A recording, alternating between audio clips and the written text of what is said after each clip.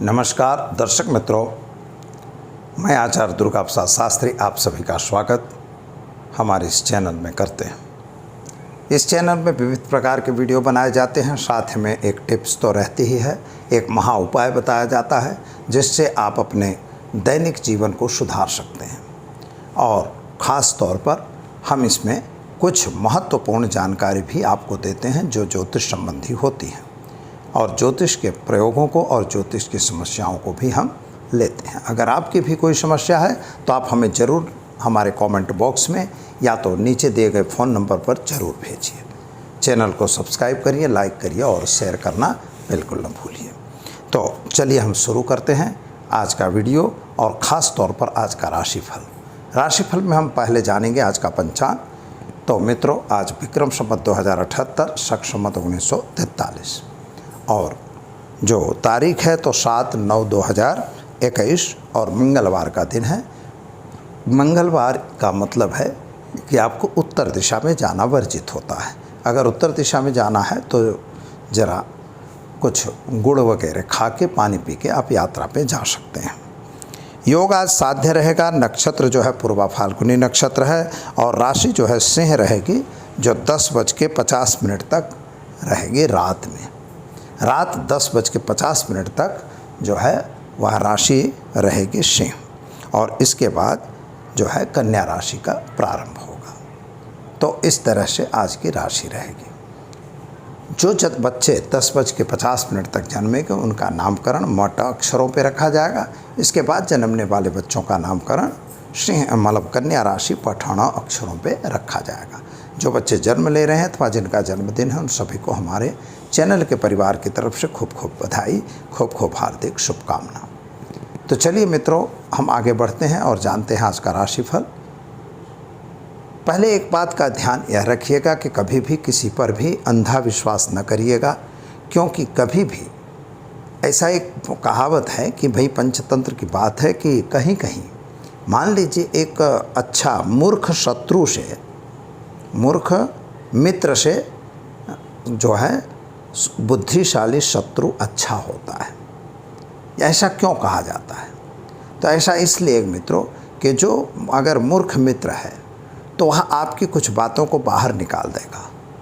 शत्रु अगर बुद्धिशाली है तो आप सचेत रहेंगे कि हमारा शत्रु बुद्धिशाली है, तो हमसे उससे कैसे निपटना है, उसके लिए आप गफलतबाज नहीं रहोगे।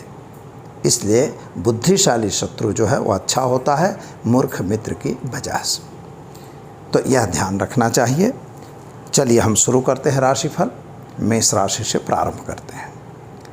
मेष राशि वाले जातकों के लिए सामान्य रूप से समय बढ़िया और अच्छा है, कामकाज भी ठीक है, लेकिन आर्थिक रूप से समय अच्छा नहीं कहा जाएगा। जो लोग थोड़ा जल्दबाजी में पड़े हैं और हो सकता है कि कुछ छोटी बड़ी बीमारी में भी आप फंस सकते हैं। आज सर्दी वगैरह होने के या छोटी मोटी बुखार आने के भी चांसेस आपको दिख रहे हैं। अगर कमीशन वगैरह बेस पर काम कर रहे हैं तो वहाँ पे तो आपको अच्छा काम मिलेगा। अगर इलेक्ट्रॉनिक क्षेत्रों में आप काम में लगे हुए हैं तो वहाँ पे भी आपको थोड़ा सा फ़ायदा दिख रहा है। लेकिन मित्रों, एक बात का ध्यान यह रखना है कि विदेश गमन वगैरह के कार्यों में आपको अड़चन आने वाली है, और परिवार के साथ का जो तालमेल है थोड़ा सा कमज़ोर होगा। तो ध्यान क्या रखना होगा? तो आज ध्यान यह रखना है कि किसी भी बात को लेके आपको क्रोध करने की ज़रूरत नहीं है। वृषभ राशि की बात करते हैं तो वृषभ राशि वाले जातकों के लिए आर्थिक रूप से समय बढ़िया दिख रहा है। सोर्स ऑफ इनकम बढ़ती हुई नज़र आ रही है। मन में थोड़ी सी चिंता जरूर है, कुछ कामकाज को लेके आप टेंशन में हैं। परिवार के बारे में भी आपको थोड़ा मतमतांतर हो रहा है। शादी संबंध की कुछ बातें रुक रही हैं, जो आई हुई बातें हो सकता है कि रुक जाएं, ऐसा दिख रहा है। लेकिन जल्दबाजी कोई ज़रूरत नहीं है। और माता का स्वास्थ्य भी अच्छा होता हुआ दिख रहा है। ख़ास तौर पर अगर कोई नया कार्य जोड़ रहे हैं उस कार्य में आपको सफलता मिलेगी। क्या करेंगे आप? तो आज आप किसी से भी गुफ्तगू किए बिना कोई नया कार्य नहीं करेंगे। मिथुन राशि वाले जातकों की बात करें तो आपके लिए सामान्य रूप से नौकरी वगैरह पे प्रमोशन मिलने के चांसेस दिख रहे हैं। सोर्स ऑफ इनकम भी बढ़ती हुई नज़र आ रही है। नए व्यक्तियों की मुलाकात भी आपको फ़ायदा दिलाने वाली है। माता का स्वास्थ्य आपका सुधार पर दिख रहा है। ख़ास तौर पर एक बात का ध्यान यह रखना है मित्रों, वाहन वगैरह चलाने से ज़रूर सावधान रहिएगा। और पैसों का लेन देन अगर करना है तो बिल्कुल उससे दूर रहिएगा। अब हम जानते हैं कि आपको करना क्या चाहिए। तो आपको केवल एक ही बात का ध्यान यह रखना है कि अपने क्रोध पे कंट्रोल रख के काम करने की ज़रूरत है। कर्क राशि वाले जातकों की बात करें तो आपके लिए सामान्य रूप से समय बढ़िया और सुंदर है, कामकाज भी अच्छा दिख रहा है। जल्दबाजी और किसी भी काम के लिए आपको बिल्कुल जल्दबाजी करने की ज़रूरत नहीं है। और दूसरी बात है कि काम अच्छा है या बुरा यह पहले समझ लीजिएगा। बुरे कामों में फंसने का समय नहीं है, क्योंकि आज ऐसा समय बता रहा है कि हो सकता है कि किसी न किसी वजह से आपको गलत काम हाथ में आ जाए। नौकरी कर रहे हैं तो वहाँ भी वफादारी से आपको काम करना है, और व्यापारी हैं तो आपको भी सावधान रह के काम करना है। कर्क राशि वाले जातकों की बात करें तो आपके लिए सामान्य रूप से समय बढ़िया और सुंदर है, कामकाज भी ठीक रहे, सोर्स ऑफ इनकम भी बढ़ रही है। स्वास्थ्य जो बिगड़ा हुआ था उसमें भी सुधार हो चुका है। खास तौर पर माता पिता के बीच का संबंध अच्छा रहेगा। विदेश गमन वगैरह में आपको राहत मिलेगी। सिंह राशि वाले जातकों की बात करें तो आपके लिए सामान्य रूप से समय बढ़िया और सुंदर है, कामकाज भी ठीक है। जल्दबाजी आपको भी नहीं करनी है मित्रों। खास तौर पर आपको सोर्स ऑफ इनकम घटती हुई नज़र आ रही है। अगर आप व्यापारी हैं तो आपके लिए थोड़ा सा समय कठिन दिख रहा है, लेकिन नौकरी करने वालों को प्रमोशन वगैरह मिलने का चांसेस दिख रहा है, यानी अच्छा समय कहा जाएगा। खास तौर पर शादी संबंध की भी बातें हो सकती हैं, पति पत्नी का संबंध भी अच्छा रहेगा। कन्या राशि वाले जातकों की बात करें तो आपके लिए सामान्य रूप से समय बढ़िया और सुंदर है, कामकाज भी ठीक है, लेकिन एक बात का ध्यान रखना है, स्वास्थ्य संबंधी चिंताएं बढ़ सकती हैं। घरेलू वाद विवाद को लेके या तो घर के संबंध में थोड़ा सा आपको भाग दौड़ आज हो सकती है। व्यापारियों के लिए सामान्य रूप से समय तो ठीक दिख रहा है, लेकिन आपके मित्रों के द्वारा कुछ फरेब होता हुआ नज़र आ रहा है। यानी कोई इन्वेस्टमेंट अगर कर रहे हैं तो कहीं ना कहीं आपको फरेब होगा, इसको सावधान रखिएगा। दस्तावेज सिग्नेचर वगैरह अगर करना है तो ज़रा सावधानी से करिएगा, क्योंकि उसी से नुकसान होगा।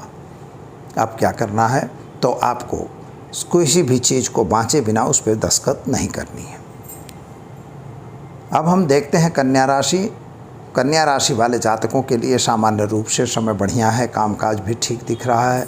जल्दबाजी और या कोई भी काम में आपको गलतफहमी नहीं रखनी है।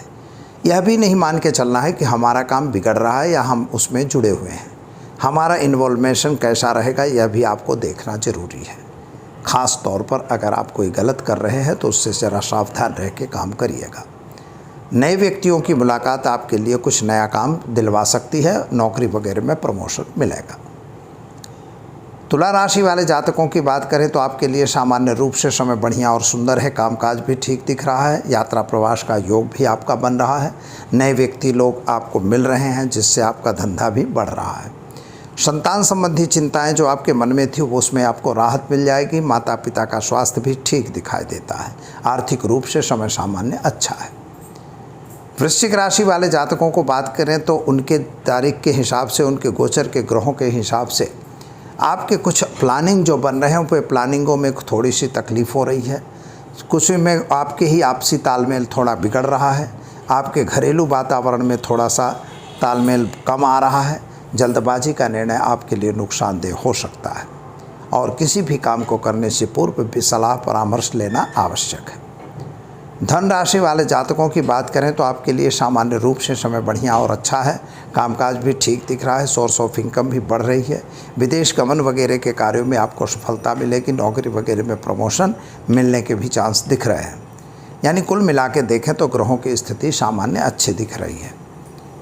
मकर राशि वाले जातकों की बात करें तो आपके लिए सामान्य रूप से समय अच्छा तो है, लेकिन स्वास्थ्य वगैरह में जो बीमारी चल रही थी उसमें अब राहत मिलती हुई नज़र आ रही है। संतान संबंधी चिंता में वृद्धि होती हुई दिख रही है। खास तौर पर आर्थिक तौर से यह समय बहुत अच्छा नहीं कहा जाएगा। कामकाज में भी थोड़ी सी तकलीफ का सामना करना पड़ रहा है, और ख़ास तौर पर माता के स्वास्थ्य को लेकर भी थोड़ी चिंता दिख रही है। क्या करना होगा, तो जल्दबाजी में कोई काम नहीं करना है। कुंभ राशि वाले जातकों की बात करें तो आपके लिए सामान्य रूप से समय बढ़िया और अच्छा है। सोर्स ऑफ इनकम भी बढ़ रही है। आपसी तालमेल जिनका बिगड़ चुका था वह भी बन रहा है। पुराने जो संबंध बिगड़े थे वे संबंध पुनः स्थापित होते हुए दिखाई देते हैं। आपके घरेलू वातावरण में भी राहत मिल रही है। नए शादी संबंधी की कुछ बातें चलेंगी, उसमें आपको सफलता भी मिलेगी। मीन राशि वाले जातकों की बात करें तो आपके लिए सामान्य रूप से समय बढ़िया और अच्छा रहता है। कामकाज की भी स्थिति अच्छी बनती है।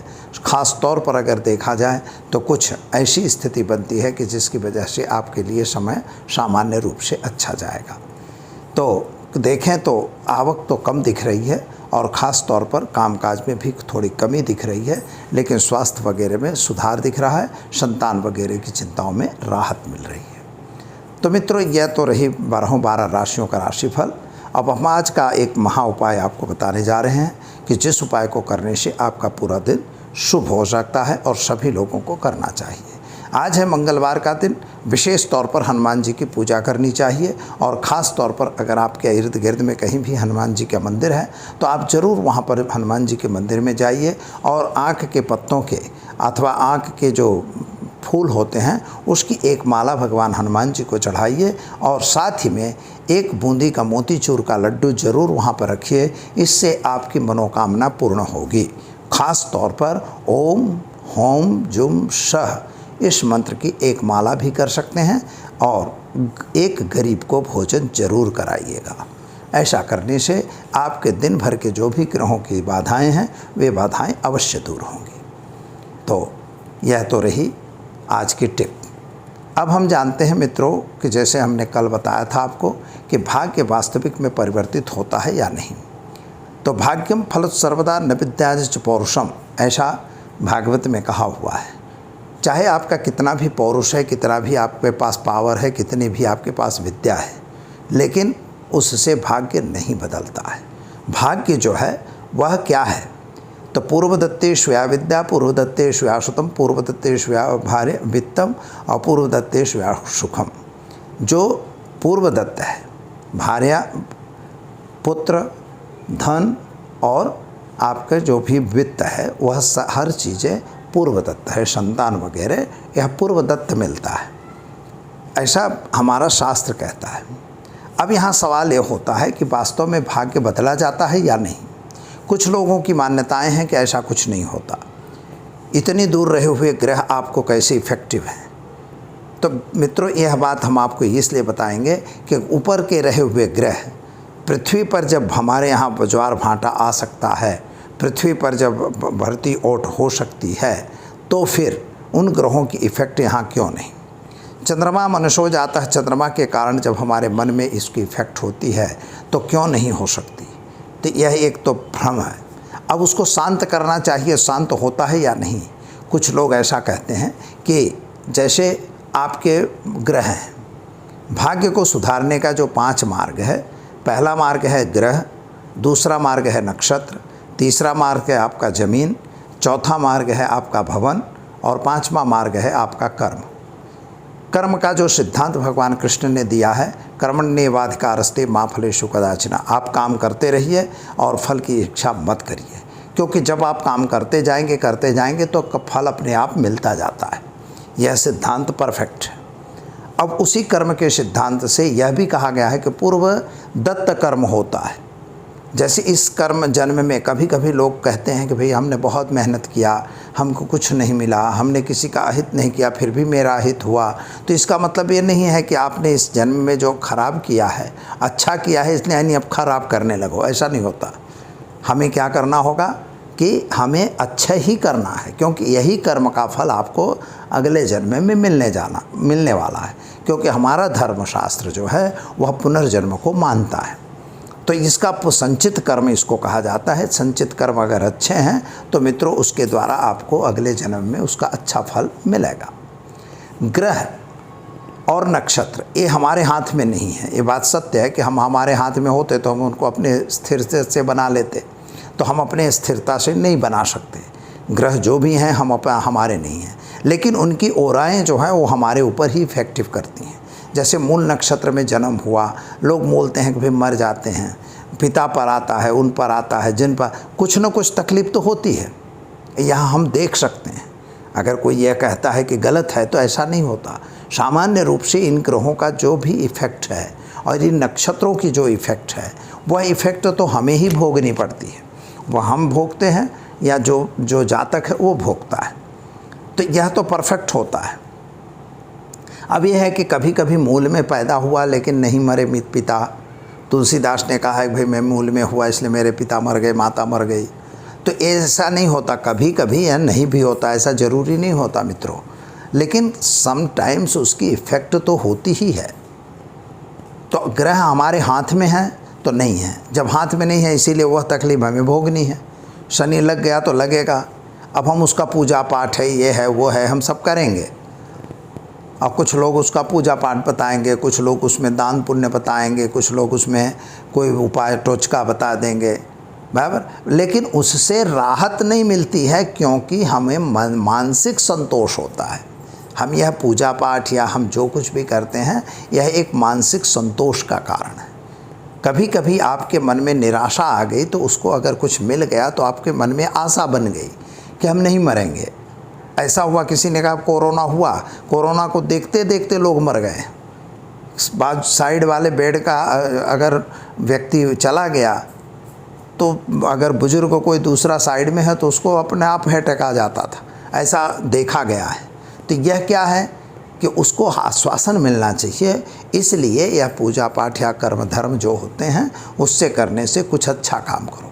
तो अच्छा काम करना कर्म का जो सिद्धांत है, जो हमने 5वां मुद्दा बताया, तो आप समझिए कि ग्रह और नक्षत्र ये हमारे हाथ में नहीं है, पर भवन और भूमि यह तो हमारे हाथ में है। जैसे भूमि, किसी ज़मीन में आपने लिया, ज़मीन खरीदा, तो ज़मीन खरीदने के बाद आप उसमें मकान बना रहे हैं, तो ज़मीन भी आपके हाथ में है और मकान भी है। मकान बनाना है वह भी आपके हाथ में। चलो मकान नहीं बनाते, हम एक बेडरूम का फ्लैट खरीदते हैं। तो एक बेडरूम का अगर फ्लैट आपने ख़रीदा तो एक बेडरूम से आपको 2 BH में जाना है, 2 BH से 3 BH में जाना है, और इसके बाद नहीं है तो बंगला में नहीं है तो हमको फार्म हाउस में जाना है। मतलब ऐसा एक प्लान होता है कि हम अपने आप को बड़ा बनाने का प्रयत्न करते हैं। और जब हमारे पास सोर्स ऑफ इनकम आती है, यानी हमारा जब भाग्य बदलता है, यानी हमारा भाग्य ही यह बता सकता है कि हम कहाँ जाएंगे, तो वह भाग्य जब बदलने लगता है तो आपको वह चीज़ प्राप्त होती है। तो जब मकान और भवन भूमि जो है उसका अगर आप चाहो तो जो मकान खरीद रहे हो तो ज़रूर किसी को पूछो, किसी विद्वान को बुलाइए, किसी जानकार अगर वास्तुशास्त्री है उनको बुलाइए, ज़मीन का पहचानने वाले को बुलाइए, ज़मीन का टेस्ट जो होता है वह कर लेगा, उसमें ऊर्जा है, नेगेटिव है, पॉजिटिव है, क्या है। जो ज़मीन अगर कभी कभी किसी ज़मीन में आपको फ़ायदा हुआ, किसी ज़मीन से आपको नुकसान हुआ, तो यह चीज़ें देखना चाहिए। फिर जब भवन बना रहे हो तो उसको भी वास्तु के हिसाब से बनवाइए, अथवा फ्लैट खरीद रहे हो तो उसको भी वास्तु के हिसाब से लीजिए। अगर ऐसा करेंगे तो अवश्य आपको आपका भाग्य बदलेगा। अगर मान लीजिए फ्लैट ले लिए है तो वहाँ पर कुछ नेगेटिव पॉजिटिव अगर है तो उसको कुछ चीज़ों से और उसको बिल्कुल पॉजिटिव कराइए। उसको अगर आप पॉजिटिव करवा लेंगे तो ज़रूर उसमें पॉजिटिव ऊर्जा आने लगेगी, और जब पॉजिटिव ऊर्जा हो जाएगी तो आपके घर में सुख शांति समृद्धि की प्राप्ति होगी। तीसरी बात है कर्म। तो कर्म भी पूर्व संचित होते हैं, जो पूर्व में आपने किया वही कर्म आपको अभी करना होगा। पर फिर भी दान है, पुण्य है, लोग गरीबों की मदद है, पशु पक्षियों को चारा है, घास है, यह हमें करते रहना चाहिए। किसी गरीब को भोजन करवाया, किसी गरीब को वस्त्र दिया, यह सब जो दान पुण्य का काम हमारे यहाँ शास्त्र में यह कहते हैं कि दान पुण्य करना, तो यह हमें करते रहना चाहिए। शास्त्र इसीलिए कहता है कि शास्त्र गलत नहीं है। तो यह करके भी आप अपने भाग्य को थोड़ा संचित पुण्य बना सकते हैं। जब संचित पुण्य होगा तभी आपका भाग्य आगे बढ़ेगा और इसी तरह से आपका भाग्य परिवर्तित होगा। इसलिए मेरा जो सुझाव है, तो अंतिम सुझाव यह है कि आप भूमि भवन को तो सुधार ही सकते हैं, और ज़रूर किसी वास्तुविद को बुला के और आप पहले उसका टेस्ट करवाइए, उसको चेकअप करवाइए, और उसमें ऊर्जा है या नहीं, अगर नहीं है तो उसको पॉजिटिव बनाइए। अगर ऐसा करेंगे तो ज़रूर आपको आपका भाग्य परिवर्तित होगा और आप अपना भाग्य बदल सकते हैं। तो खुश रहिए, आनंद रहिए और लीला लहर करिए, यही आप सभी से आचार्य दुर्गा प्रसाद शास्त्री चाहते हैं। दीजिए इजाज़त। नमस्कार।